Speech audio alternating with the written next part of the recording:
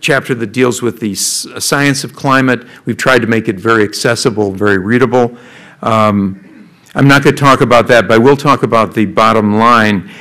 You've all heard this before, but the developed nations, including the United States, will have to reduce its greenhouse gas emissions to 60 to 80% below 1990 levels by 2050 to be on a path that leads to climate stabilization, widely accepted by European nations, by U.S. states that have adopted targets. I assume yours are of that order.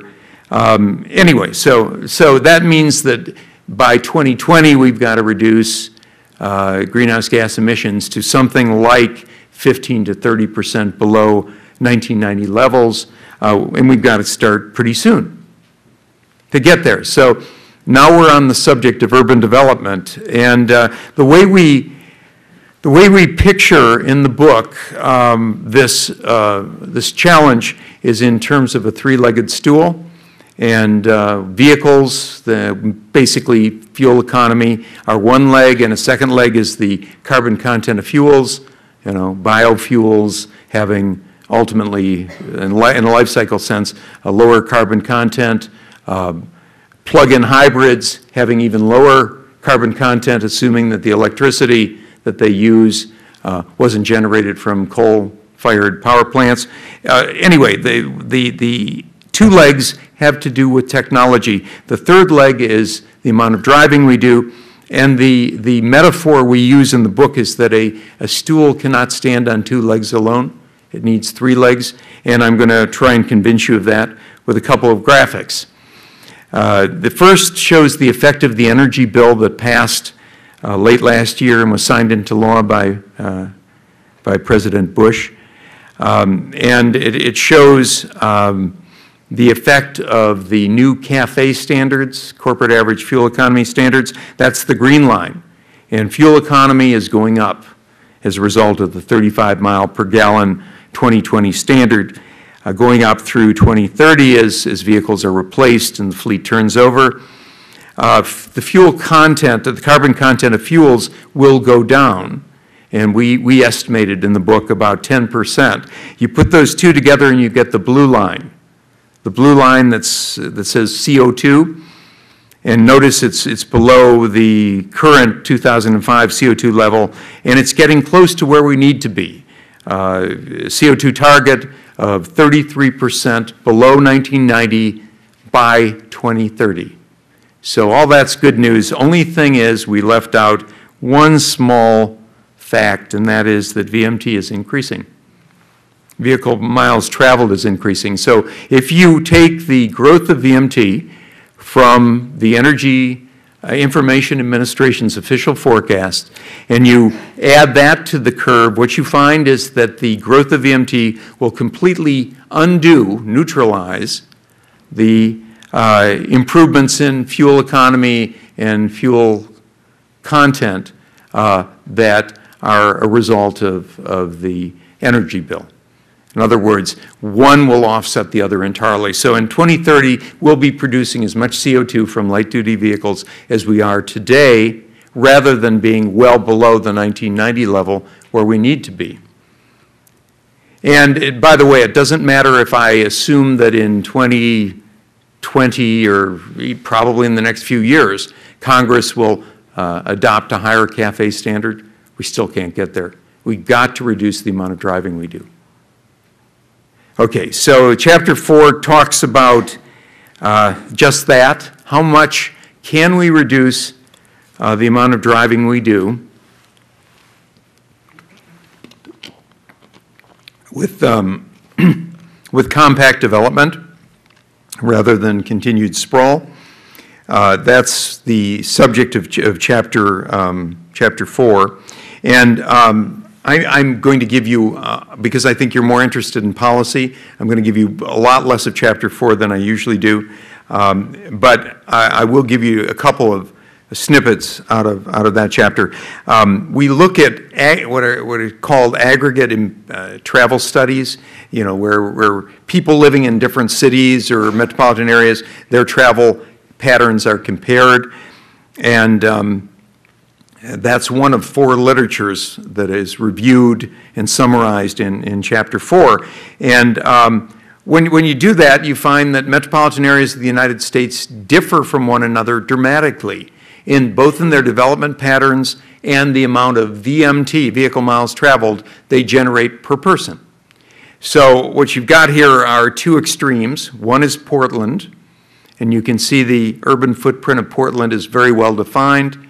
It's a small footprint compared to most metropolitan areas in the U.S. And very concentrated, the grayish area being urban development. And then compare it to Raleigh-Durham, which is one of the most sprawling of the metropolitan areas in the U.S. And notice how development, the grayish pattern, goes out really without constraint in all directions. Those are big differences. I did today go on Google, and I have included Minneapolis.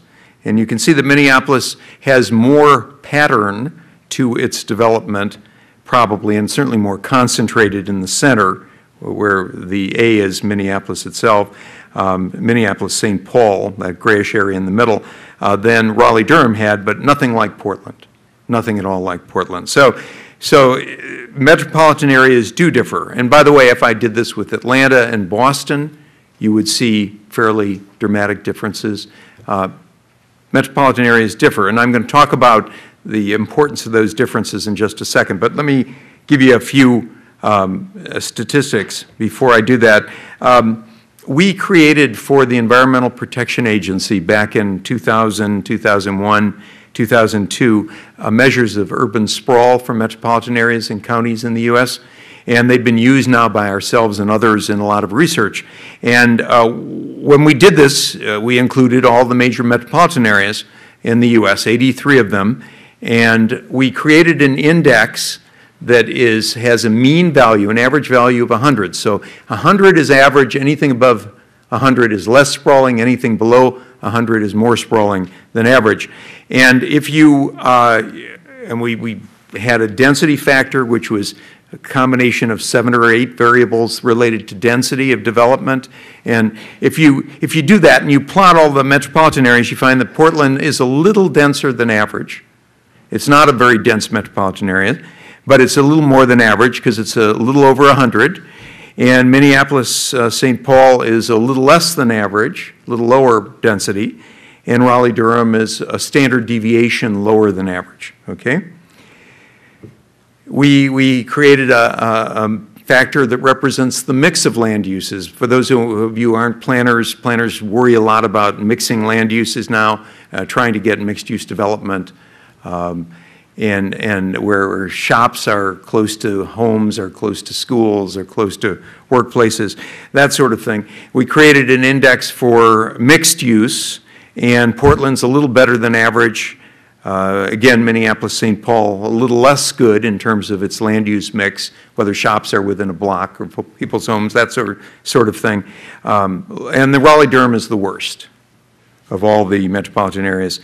Centers, the centering, you know, having strong population employment centers, a strong downtown, strong town centers, that was another factor we created. Portland has very strong centers. And it's got Portland, it's got Beaverton, it's got Hillsborough, it's got Gresham. Minneapolis-St. Paul, because you've got the 2 central cities, is a little better than average. Raleigh-Durham, worse than average. And then street connectivity was the last thing we measured with 5 or 6 variables, I forget how many. And Minneapolis-St. Paul, and most of the Midwest doesn't do well with respect to block size and street connectivity, and Portland does very well. Okay, so when you put those together, you end up with an overall index. Minneapolis-St. Paul is a little more sprawling than average for U.S. metropolitan areas, and then when you look at or kind of relate that to vehicle miles traveled, you find a pattern. And there's a lot of variation, but generally the more compact metropolitan areas generate less VMT than the sprawling ones, as you'd expect. About 35%. The compact ones are the sprawling ones are about 35% more VM